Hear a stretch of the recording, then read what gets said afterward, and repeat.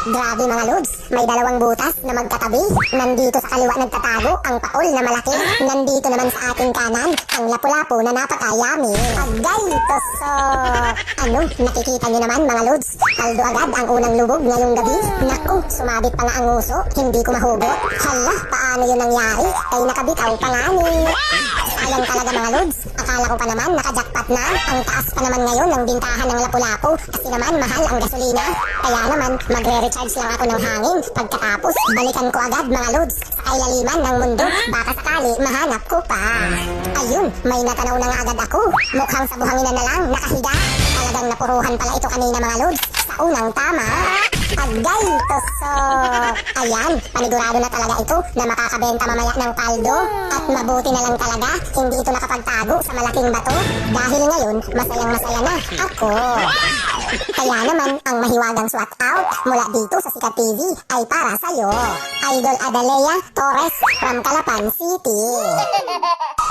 Mga lods, panoorin nyo naman ito ng mabuti dahil sa bandang unahan, mayroon na naman akong sisilipin batong malaki. Pero kailangan kong magdahan-dahan dahil baka may laman. Hindi kasi pwedeng mabigla kung ayaw natin makawala. Grabe, mukhang espesyal kasi namumula. Agay tusok! Ang mamahalin na lapu-lapu uli mga lods. Grabe ang lakas. Sana naman hindi ito makabitaw. Kasi naman, ito ang espesyal na pangsabaw.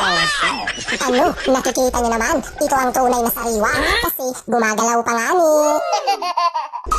Malapit na uli ako mga lods sa kailaliman ng mundo at kung makikita nyo, medyo may kalaliman talaga ito.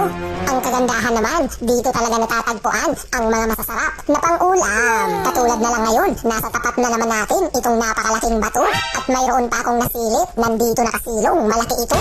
Naku, sayang naman dahil butete nga ni.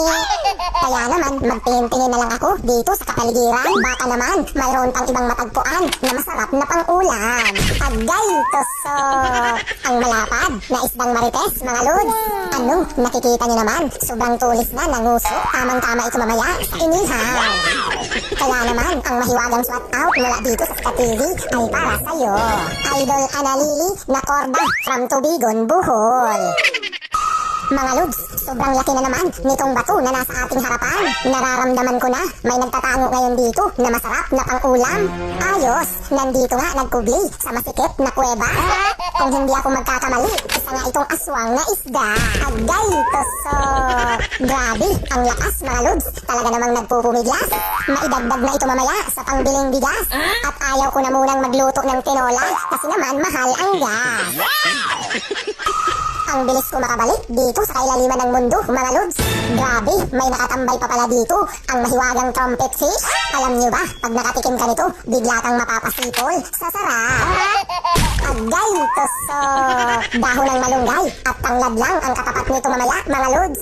Makakahigop na naman ng sabaw na walang katulad.